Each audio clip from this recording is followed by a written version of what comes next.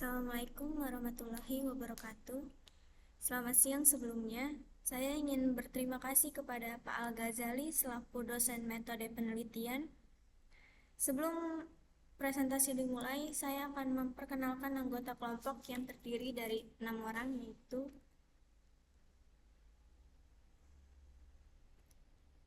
Adrian Rashid, yang kedua ada saya Andin Manto, ada Dava Julianda, Hafizah Rasid, Julian Bramanda, dan juga Muhammad Haryadi. Kita akan masuk ke pembahasan yang pertama. Objek riset. Objek yang kami ambil adalah absensi manual dari Kekal Coffee. Absensi manual pada Kekal Coffee merujuk pada proses pencatatan kehadiran karyawan secara manual tanpa menggunakan sistem atau teknologi otomatis. Absensi manual melibatkan penggunaan pada buku absensi, di mana karyawan secara aktif mencatat waktu datang dan pulang mereka. Meskipun absensi manual menggunakan kertas sederhana dan dapat diimplementasikan dengan biaya rendah, metode ini memiliki beberapa keterbatasan dan tantangan. Salah satu contohnya adalah ketidaktepatan data dan kerentanan terhadap manipulasi data itu sendiri. Masih seputar tentang objek riset. Objek riset penelitian pada absensi di Kekal Coffee merujuk pada proses atau tindakan untuk memodifikasi sistem absensi di coffee shop tersebut ke teknologi baru yang lebih simpel dan efektif. Penelitian absensi di Kekal Coffee bertujuan untuk mengoptimalkan atau meningkatkan efisiensi dalam pencatatan kehadiran karyawan, pengelolaan jadwal kerja, dan proses penggajian. Dalam penelitian ini, ada implementasi teknologi seperti perangkat keras khusus, sistem otomatisasi, atau aplikasi perangkat lunak yang dirancang untuk memudahkan dan meningkatkan akurasi dalam pencatatan dan juga manajemen absensi. Selanjutnya ada tema riset. Tema riset yang kami ambil yaitu sistem informasi absensi berbasis web pada Kekal Coffee.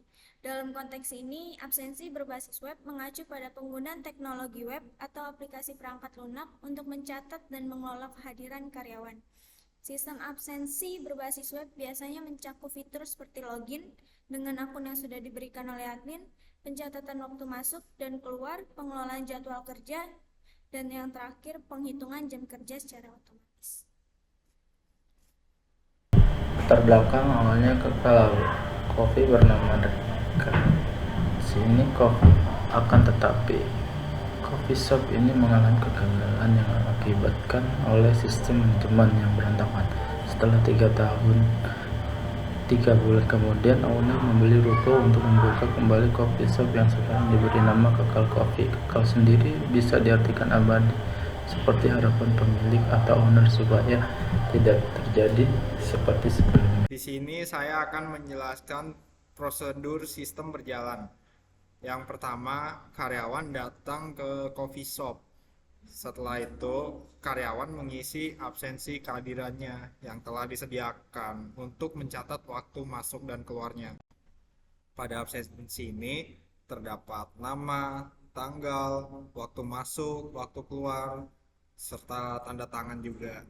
Setelah absensi, kehadiran diisi oleh karyawan. Penanggung jawab akan mengumpulkan sekaligus memverifikasi absensi kehadiran tersebut agar tidak terjadi kesalahan pengisian data. Dari pengumpulan absensi kehadiran yang diverifikasi oleh penanggung jawab nantinya akan diberikan kepada owner coffee shop-nya guna menghitung jam kerja, cuti, pengolahan gaji, dan lain sebagainya. Absensi kehadiran karyawan akan disimpan di dalam arsip sebagai histori. Namun perlu diingat, dalam absensi manual ini terdapat banyak kekurangan seperti kesalahan penulisan waktu masuk dan waktu keluar, rentan terhadap manipulasi data yang sewaktu-waktu dapat diubah. Kesulitan dalam mengolah data absensi dikarenakan memerlukan waktu yang cukup lama dan tidak efisien juga. Pembahasan selanjutnya yaitu prosedur sistem usulan. Dari penjelasan masalah tersebut, maka dari itu kami mempunyai usulan untuk membuat sistem informasi absensi berbasis web.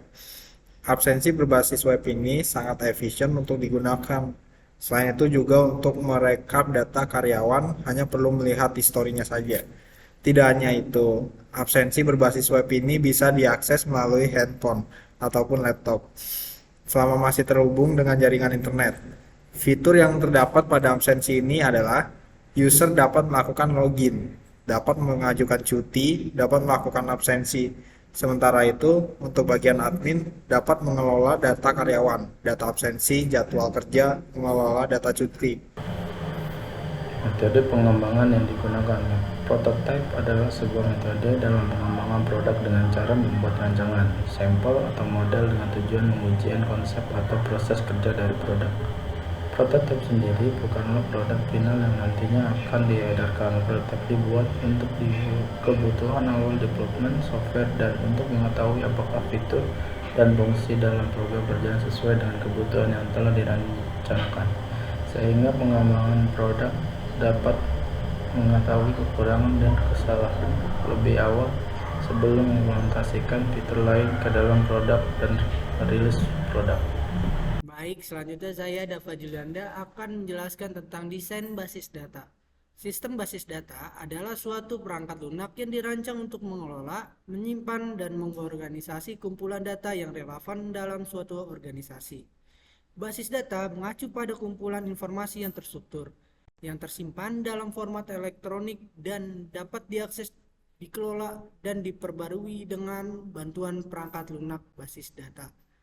Tujuan utama dari sistem basis data adalah menyediakan cara yang efisien dan efektif untuk menyimpan dan mengelola data. Sistem basis data memungkinkan pengguna untuk melakukan operasi seperti pencarian, penambahan, penghapusan, dan pembaruan data dengan mudah. Untuk pembahasan selanjutnya mengenai IRD. IRD adalah singkatan dari Entity Relationship Diagram, diagram entitas hubungan. IRD adalah alat visual yang digunakan untuk menggambarkan hubungan antara entitas dalam sebuah sistem informasi atau basis data. IRD sering digunakan dalam proses perancangan basis data untuk memodelkan struktur data yang akan digunakan dalam sistem. IRD terdiri dari 3 komponen utama, entitas, atribut, dan hubungan. Entitas mewakili objek dalam dunia nyata atau konsep dalam sistem yang sedang dirancang. Atribut adalah karakteristik atau properti yang dimiliki oleh entitas, dan hubungan menggambarkan keterkaitan antara entitas-entitas tersebut. Baik, ini ada database yang telah kami buat menggunakan PHP MyAdmin. Di sini terdapat 10 tabel dan untuk relasi antar tabel akan kami buat pada saat pemrograman. Yang pertama di sini ada tabel user, di mana user ID sebagai primary key. Yang kedua ada tabel level, di mana level ID sebagai primary key. Yang ketiga ada tabel karyawan, di mana ID sebagai primary key-nya. Yang keempat ada tabel posisi, di mana posisi ID adalah primary key-nya. Yang kelima adalah tabel hadir status, di mana hadir ID sebagai primary key-nya. Yang keenam ada tabel kehadiran, di mana kehadiran ID sebagai primary key-nya. Selanjutnya ada tabel shift, di mana shift ID adalah primary key-nya. Lanjut ke tabel cuti, di mana cuti ID adalah primary key-nya. Lanjut ke tabel kakak site, di mana site ID adalah primary key-nya. Yang terakhir ada tabel ruko, di mana ruko ID sebagai primary key-nya. Dibuatnya tabel kakak site dan ruko ialah bertujuan untuk pengembangan cabang untuk kedepannya. Untuk pembahasan selanjutnya yaitu mengenai desain antarmuka. Desain antarmuka atau yang lebih sering dikenal dengan user interface adalah proses merancang tampilan visual dan interaksi antara pengguna dan sebuah perangkat atau aplikasi. Antara pengguna melibatkan elemen-elemen seperti tata letak, warna, tipografi, icon, gambar, animasi, serta interaksi yang memungkinkan pengguna berinteraksi dengan sistem secara efektif. Tujuan dari desain antarmuka adalah menciptakan pengalaman pengguna yang intuitif, efisien, dan memuaskan. Desain antarmuka juga melibatkan proses pengumpulan informasi tentang pengguna, perumusan tujuan desain, pembuatan prototipe, pengujian pengguna, dan iterasi berulang untuk mencapai desain yang optimal. Untuk selanjutnya yaitu struktur navigasi. Struktur navigasi adalah susunan atau organisasi dari elemen-elemen yang digunakan untuk membantu para pengguna dalam berpindah antara halaman atau bagian-bagian yang berbeda dalam sebuah situs web, aplikasi, atau sistem digital lainnya. Struktur navigasi bertujuan untuk memudahkan pengguna dalam menemukan dan mengakses konten yang mereka butuhkan.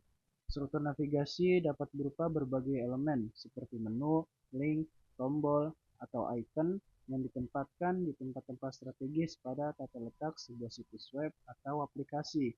Elemen-elemen ini sering ditempatkan di bagian atas halaman atau yang sering disebut dengan header, di sidebar, ataupun di footer di bagian paling akhir pada sebuah web atau aplikasi. Untuk lebih jelasnya, mari perhatikan gambar berikut. Di sini terdapat dua struktur navigasi, yaitu struktur navigasi admin dan struktur navigasi user. Di mana struktur navigasi admin sendiri terdapat home atau yang disebut dengan beranda, yaitu halaman paling awal setelah saat melakukan login.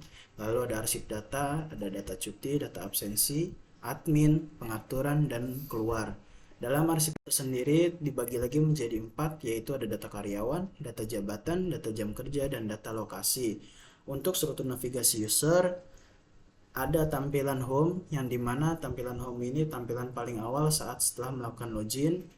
Lalu ada cuti, ada profil, absen, history, dan keluar. Berikut ini adalah tampilan UI design yang telah kami buat. Software yang kami gunakan ialah Figma. Pada tampilan kali ini yaitu halaman login yang digunakan untuk admin. Admin nanti akan masukkan username dan password. Lalu setelah itu klik tombol masuk. Setelah masuk, ini ada tampilan paling awal saat setelah login. Lalu di sebelah kiri sini terdapat sidebar yang isinya navigasi untuk berpindah dari satu halaman ke halaman yang lain. Semisal ada data karyawan, kita bisa melihat data karyawan, lalu ada data jabatan, lalu ada data jam kerja, lalu ada data lokasi. Data lokasi ini dibuat untuk nanti kedepannya pengembangan cabang-cabang yang lainnya. Lalu di sini admin juga dapat mengelola data cuti karyawan, data absensi. Lalu di sini ada admin. Admin sendiri di sini yaitu yang berhak atau yang hanya bisa login ke halaman admin, yaitu hanya orang-orang yang terdaftar di sini. Lalu di sini ada pengaturan settings. Sini nama absensinya, nama websitenya, ada deskripsinya juga, dan lain sebagainya. Dan juga di sini terdapat logo. Lalu di sini juga ada tombol logout. Selanjutnya ada tampilan halaman login yang digunakan untuk user.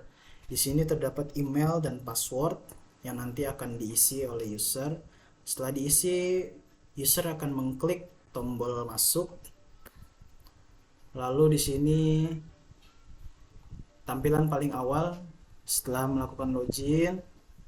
Di sini user dapat mengajukan cuti, dapat mengubah profil. Selain mengubah profil juga dapat mengubah password juga, dapat melakukan absensi, dan juga user dapat melihat riwayat absensi. Lalu di sini bisa mencetak PDF juga riwayat absensinya. Demikianlah beberapa hal yang bisa kelompok kami sampaikan. Sebelumnya, kami memohon maaf yang sebesar-besarnya kepada para hadirin sekalian apabila dalam penyampaian tadi mungkin ada kesalahan kata, karena kami hanyalah manusia biasa yang tidak luput dari kesalahan. Wassalamualaikum warahmatullahi wabarakatuh.